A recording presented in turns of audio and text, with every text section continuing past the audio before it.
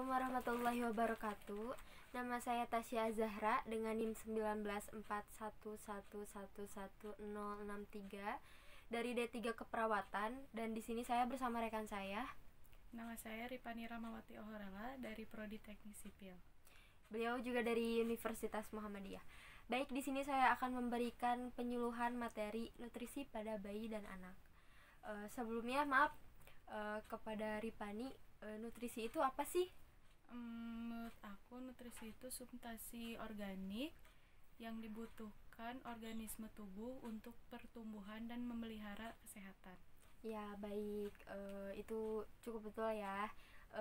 Jadi nutrisi itu adalah keseluruhan berbagai proses dalam tubuh makhluk hidup untuk menerima bahan-bahan dari lingkungan hidupnya dan menggunakan bahan-bahan tersebut menghasilkan berbagai aktivitas dalam alam tubuhnya sendiri.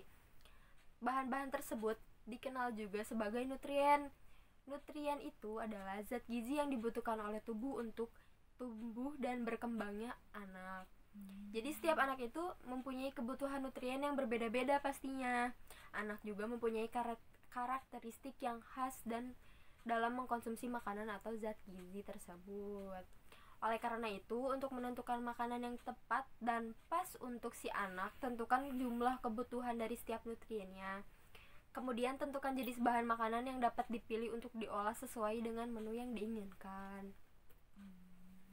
Lalu selanjutnya saya akan memberitahukan tentang nutrisi pada anak ya.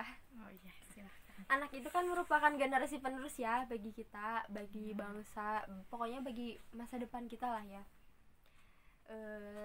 Lalu dengan digalakannya sumber daya manusia saat ini, maka anak pun merupakan salah satu sasaran dari EDM agar anak dapat tumbuh dan berkembang dengan normal tentunya. Maka peranan gizi sangatlah diperlukan dan harus diperhatikan, bahkan penting gitu ya, dengan terpenuhinya kebutuhan gizi seperti karbohidrat karena berfungsi sebagai sumber energi tenaga bagi si anaknya, protein sebagai zat pembangun, dan vitamin atau mineral sebagai zat pengatur. Akan tentunya membantu mencegah terjadinya penyakit yang berakibat menghambat pertumbuhan dan perkembangan si anak. Lalu selanjutnya, nutrisi pada bayi. Bayi pada saat usia 0 sampai 11 bulan itu merupakan periode emas, sekaligus periode kritis karena pada masa ini terjadinya pertumbuhan dan perkembangan yang pesat yang mencapai puncaknya pada usia 24 bulan. Tujuan pemberian gizi yang baik adalah tumbuh kembang anak yang adekuat. Rekomendasi WHO yang rangka pencapaian tumbuh kembang optimal yaitu memberikan air susu ibu kepada bayi segera dalam waktu 30 menit setelah bayi lahir. Memberikan hanya air susu ibu saja atau memberikan ASI secara eksklusif sejak lahir sampai usia 6 bulan. Lalu selanjutnya memberikan makanan pendamping air susu ibu atau bisa dibilang juga MPASI sejak berusia 6 bulan sampai 24 bulan, dan meneruskan pemberian ASI sampai anak berusia 24 bulan atau lebih. Boleh tahu contoh MPASI-nya apa aja? MPASI-nya misalkan untuk bayi sekitar 6 bulan itu mungkin bisa ya, kayak misalkan buah-buahan yang kita halus. Oh, pisang. Iya, misalkan pisang seperti itu. Baik. ASI juga ditengarai dapat menurunkan insiden infeksi telinga atau otitis media dan berbagai penyakit lainnya. Tahu gak prinsip gizi seimbang itu terdiri dari berapa? 4. Ya, coba apa aja?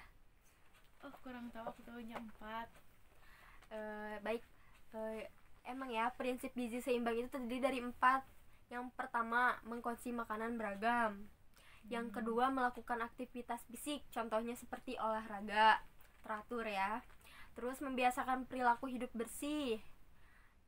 Lalu yang terakhir, mempertahankan dan memantau berat badan normalnya. Kalau yang tadi yang olahraga itu kira-kira sehari berapa menit ya optimalnya? Ya mungkin itu sesuai kebutuhan ya, sesuai kebutuhan si keseimbangannya. Lalu yang dibutuhkan pada anak dan bayi adalah protein. Tahu fungsi protein itu apa sih sebenarnya? Untuk kekuatan mungkin? Ya, mungkin itu salah satunya. Protein itu mempunyai banyak fungsi, antara lain membantu memecah nutrisi untuk menjadi energi sebagai struktur pembangunan dalam tubuh dan menghancurkan racun. Protein terdiri dari blok bangunan yang disebut dengan asam amino. Tubuh kita dapat memproduksi beberapa asam amino. Protein yang kita peroleh dari daging dan produk hewani lainnya mengandung semua asam amino yang dibutuhkan. Untuk melengkapi asam amino yang dibutuhkan, kita perlu mengkonsumsi beberapa makanan nabati agar kita memperoleh asam amino yang lengkap. Dan kita butuhkan beberapa sumber protein yang sangat baik, antara lain meliputi apa aja tuh protein? Telur. Ya. Telur. Terus Ikan ada protein. ya, ikan. Lalu mungkin kerang, daging merah, dan kacang-kacangan, lalu sebagainya mungkin ya. Kita lanjut ke karbohidrat. Sebenarnya kita itu membutuhkan karbohidrat sebanyak berapa persen sih tubuh kita tuh, tubuh si anak itu? Kurang tahu saya. Jadi karbohidrat itu dibutuhkan sebanyak 60-75% dari total kebutuhan kalori ya. Dari jenis-jenis karbohidrat yang ada lebih baik untuk kesehatan kita dibanding jenis karbohidrat yang lainnya. Jenis-jenis karbohidrat antara lain adalah gula, zat tepung, serat, dan lain-lain. Lalu lemak. Lemak itu memiliki fungsi apa sih? Energi juga, lemak. Baik. Ya lemak kayak lemak. Iya, lemak. Lemak. Jadi lemak itu memiliki fungsi antara lain sebagai fungsi energi, memproduksi zat-zat yang dibutuhkan oleh tubuh, serta membantu tubuh untuk menyerap vitamin tertentu untuk menyerap makanan tentunya. Lemak yang baik untuk dikonsumsi adalah lemak tak jenuh tunggal atau monounsaturated, dan lemak tak jenuh jamah. Dengan mengkonsumsi lemak tak jenuh, kita dapat minimalisir akan terserang penyakit jantung. Oh, contohnya apa aja ya? Itu apa aja sih contohnya? Misalkan ya, daging sapi, daging ayam, dan beberapa minyak nabati seperti minyak sawit dan minyak kelapa. Lalu produk-produk susu seperti keju, susu, dan mentega. Kalau daging olahan itu seperti sosis, mungkin kornet, ya mungkin sebagainya begitu. Terima kasih. Lalu apa sih dampak pemenuhan kebutuhan nutrisi pada anak? Kalau misalkan dampak psikologisnya itu mungkin yang pertama ada psikodinamis, yang kedua ada psikososial ya. Mari kita lanjutkan dampak fisiologis pada anak ya. Dengan asupan nutrisi yang adekuat dari hari ke hari, kehamilan ibu bertambah besar, dan sejalan dengan itu janin tumbuh dan berkembang sampai pada usia kehamilan yang matang, maka janin Lalu dampak pemenuhan kebutuhan nutrisi pada anak.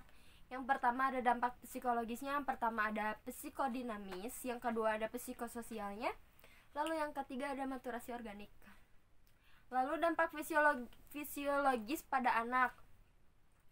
Dengan asupan nutrisi yang adekuat dari hari ke hari, kehamilan ibu bertambah besar, dan sejalan dengan itu janin tumbuh dan berkembang sampai pada usia kehamilan yang matang, lalu ganggunya perkembangan mental pada otak anak.